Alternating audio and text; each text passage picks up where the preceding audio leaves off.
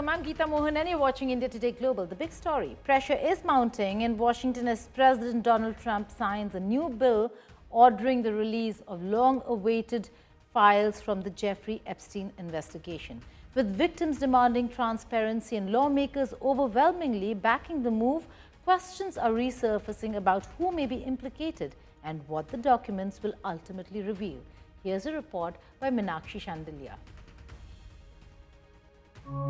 I suffered so much pain. So much pain. So much pain. I was 14 years old. I was 16 years old. I was 16. 17. 14 years old. U.S. President Donald Trump has announced that he has signed the bill ordering the release of Epstein files.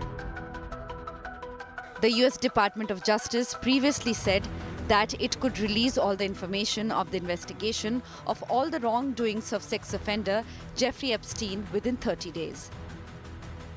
In the past, Trump opposed to release the files, but after the pressure from the victims and the opposition Republicans, he changed his stance. The U.S. House passed the bill with 427 votes in favor and 1 in against. The Senate has also given unanimous consent to pass the bill. Well, Mr. President, Donald Trump has tried to cover up for Jeffrey Epstein long enough. It's time that the Senate finish the job to finally compel the Department of Justice to release the Epstein files. A few hours ago, the House of Representatives passed their Epstein bill with as lopsided as a vote as you can get, 427 to 1. It's now the Senate's turn. In a few moments, I will ask unanimous consent for the Senate to pass the Epstein bill as soon as it comes over from the House. My unanimous consent request guarantees that the Senate will immediately pass the Epstein Files Transparency Act without any further action as soon as it comes over from the House. While the U.S. officials claim to follow the transparency while releasing the documents, bill still allows withholding documents that affect personal privacy or ongoing investigations. Republican Congressman Thomas Massey raised concerns that Trump can try to interrupt the release of documents by opening a number of investigations. We will continue to follow the law with maximum transparency while protecting victims. Around 20,000 pages from Epstein's estate were released last week, including 2018 messages where Jeffrey Epstein claimed that he could take down Donald Trump and called him dirty, despite the two having been friends in the early 2000s. As of now, Trump is not accused of any wrongdoings. Former U.S. Treasury Secretary Larry Summers has also resigned from OpenAI's board of directors. His resignation comes after the release of emails claiming his close relationships with Jeffrey Epstein, even long after the financier found guilty of child trafficking and prostitution of young girls. Jeffrey Epstein, a wealthy financier who mingled with powerful figures across business, politics, and academia, was accused of trafficking girls and young boys, and his 2019 arrest intensified demands for answers about his network and enablers. I want to speak goodness and love and hope into the women standing behind me and all of the other survivors whose names you don't even know, but stand with these women. These women have fought the most horrific fight that no woman should have to fight, and they did it by banding together and never giving up. And that's what we did by fighting so hard against the most powerful people in the world, even the President of the United States, in order to make this vote happen today. This is me at 16 when I met Jeffrey Epstein. I'm here because as a child, I was pulled into Jeffrey Epstein's world, a world built on exploitation and manipulation of innocence and the protection of powerful men and women who believed that they were untouchable. While Trump and his allies often framed the case as a cover-up protecting Democrats, his own ties to Epstein raised questions about what he knew and was he the part of the network. The scandal, compounded by Epstein's death in jail, known as a suicide, deepened the public distrust and fueled widespread suspicion that the key details were hidden or ignored. With Meenakshi Shandelia, Bureau Report, India Today.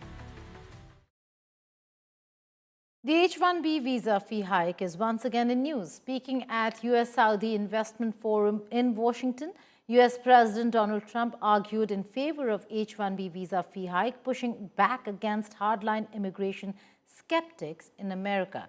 He said that this would allow U.S. companies to hire highly skilled foreign workers. Countering the MAGA supporters who are against this bill, Trump claimed that to build advanced industries in the United States, they need skilled foreign workforce, but the H-1B visa is not anti-MAGA. It is essential for U.S. competitiveness. To bring people to get those plants opened, we want you to do that, and we want those people to teach our people how to make computer chips and how to make other things. You can't come in, and I'm explaining, you can't come in, open up a massive computer chip factory for billions and billions of dollars like is being done in Arizona and think you're going to hire people off an unemployment line to run it. They're going to have to bring thousands of people with them, and I'm going to welcome those people. Now, I love my conservative friends. I love MAGA, but this is MAGA. And those people are going to teach our people how to make computer chips. And in a short period of time, our people are going to be doing great. And those people can go home where they probably always want to be. You know, when people are born someplace, they tend to want to go, and we have the greatest country in the world. Now, despite spending months attacking each other during New York mayoral elections, President Donald Trump and Mayor-elect Zahran Mamdani have now agreed to meet at the White House on Friday, that is 21st of November. Trump announced the meeting on Truth Social, calling Mamdani a communist and confirming that they will meet at the Oval Office. Mamdani's team has also clarified the same. Mamdani said that even though he and Trump were at loggerheads during the elections, he still wants to talk to Trump about important issues like public safety, economic security, and other priority areas he promised his voters. Mamdani also plans to urge Trump not to cut off SNAP food benefits that Trump did during the U.S. shutdown. Trump, who previously insulted Mamdani and even joked about deporting him, has recently softened his tone and agreed to discuss how they can work together, particularly in the city of New York. Now, the United States has approved a major new defense deal for India, valued at $93 million and centered on advanced battlefield weapons. The sale, which includes Javelin anti-tank missiles and precision Excalibur artillery rounds, marks another step forward in the growing strategic partnership between Washington and New Delhi. 9 months after Prime Minister Narendra Modi and President Donald Trump pledged to deepen defense ties, the proposal now heads to Congress for final review. A report by Meenakshi Shandelia. United States has approved $93 million defense deal for India. The deal includes the sale of Javelin anti-tank missiles and Excalibur precision artillery projectiles. The deal has come 9 months after Prime Minister Narendra Modi and US President Donald Trump met in Washington and committed to advance defense ties. The deal includes 100 FGM-148 Javelin missiles, 25 lightweight command launch units, and 260 Excalibur artillery rounds, along with training support and inspection. Defense Security Cooperation Agency said that the proposed deal will strengthen the US-Indian strategic relationship and to improve the security of a major defense partner, which continues to be an important force for political stability, peace, and economic progress in the Indo-Pacific and South Asia regions. Javelin missiles made by RTX and Lockheed Martin help troops hit armored targets at long range. It has shown its power on modern battlefields, especially in Ukraine, where it helped destroy large number of T-72 and T-90 tanks. Meanwhile, the Excalibur round offer GPS-guided accuracy to reduce collateral damage. The proposal has been sent to Congress to review and raise if there are any objections. With Meenakshi Sandilia, Bureau Report, India Today. After the Gaza 20-point peace plan, President Donald Trump has now drafted a 28-point peace plan to end the over 3.5-year war between Russia and Ukraine. This is ahead of the Ukrainian President Volodymyr Zelensky and his meeting with U.S. Army officials in Kiev. The proposal would require Kiev to cede eastern Donbas region and limit the size of its military in exchange for American security guarantees. No, on this subject matter, I can only say what we have already repeated many times yesterday. We cannot add anything new to what was said in Anchorage. Any time is the best for a peaceful settlement, for a settlement by peaceful political and diplomatic means. Russia remains open for this settlement. A settlement must lead to the elimination of the root cause of this conflict. This is what we say, time and again. However, several provisions, including territorial concessions in areas currently not controlled by Russia, have long been viewed in Kiev as unacceptable. Meanwhile, the U.S. officials have not announced any official plan. The plan is still in the early draft stage, and the main points are not finalized yet. U.S. Secretary of State Rubio stated that the documents are just a list of potential suggestions and not the complete proposal. Gen Z are once again on the roads in Nepal. Fresh protests have erupted in the Bara district of Nepal, mainly led by Gen Z and CPM-UML party workers who are angry about corruption, unemployment, and political instability. The confrontation intensified near Samara airport, where the police used tear gas and detained local ward officials. After the situation turned violent, authorities imposed a curfew to prevent further clashes. The youth-led movement first gained momentum in September when large-scale demonstrations across Nepal forced Prime Minister KP Sharma Oli out of power. Even after that uprising, deeper issues like corruption, lack of jobs, mistrust in political parties were not resolved. That frustration has now resurfaced, triggering new protests.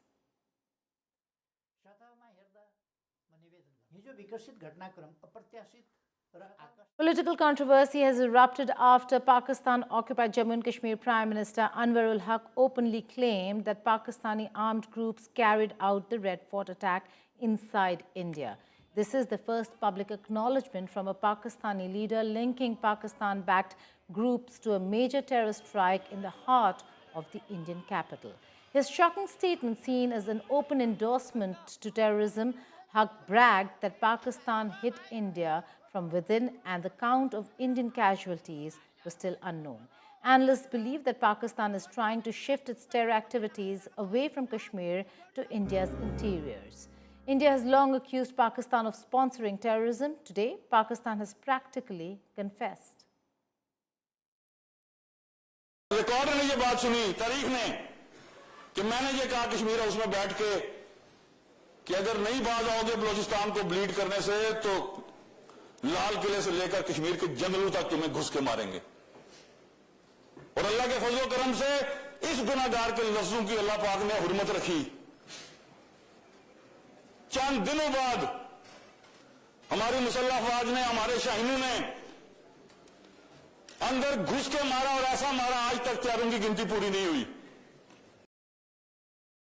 However, Pakistan has also been slammed by International Monetary Fund over its corruption and increasing debt case. IMF has released Governance and Corruption Diagnostic Assessment Report for Pakistan, stating that corruption remains a serious challenge that continues to undermine its economic and institutional performance. Now, a daring jewel theft, a museum on lockdown, and one sharply dressed teen who stole the spotlight. But before we get to the French detective, France had one more twist, a diplomatic clapback aimed straight at Donald Trump. Who is the teen everyone's talking about? Kshitija Gosavi with this report.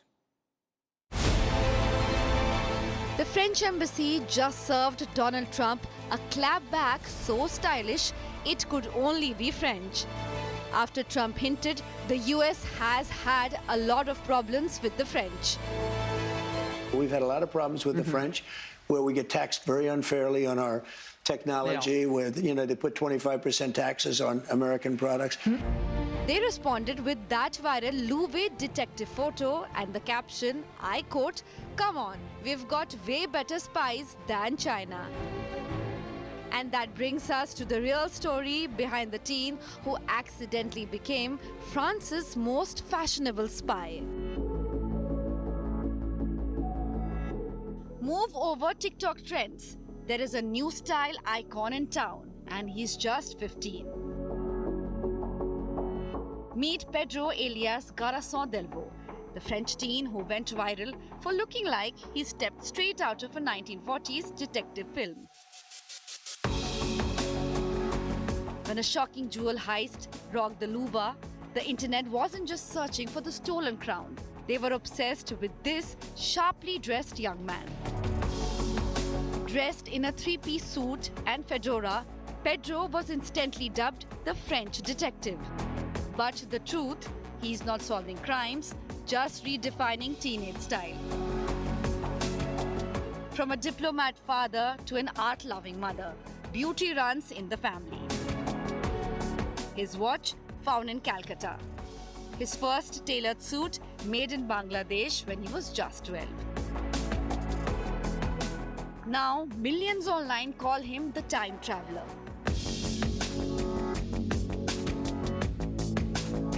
Pedro says it's simple. Good taste never goes out of style.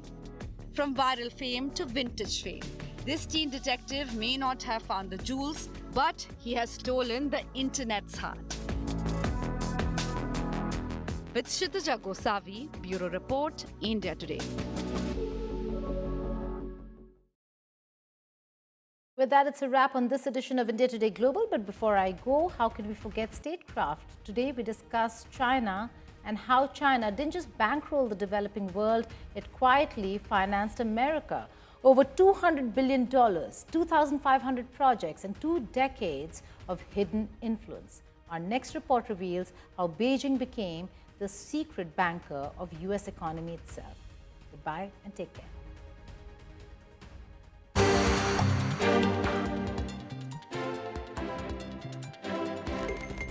China's massive global lending spree has been sold to the world as the Developing Nation Rescue Mission, a Belt and Road spectacle, a grand strategy aimed at Africa, Asia, and Latin America. But a bombshell study now blows that entire narrative to pieces. The United States, yes, the same country that warns everyone else about Chinese debt traps, has secretly been the biggest beneficiary of Chinese loans for 2 whole decades. More than $200 billion, nearly 2,500 covert and not-so-covert projects, funding everything from pipelines to tech takeovers to LNG terminals on American soil. The world thought Beijing was bankrolling ports in Sri Lanka, but in reality, it was bankrolling America. So how did the US become China's top borrower while lecturing the world about Chinese influence? Hello and welcome. You're watching Statecraft with me, Geeta Mohan.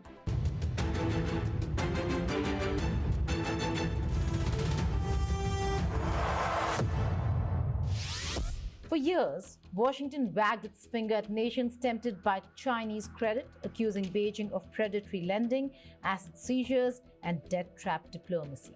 The US told Africa to be careful, Asia to resist, Europe to stay vigilant.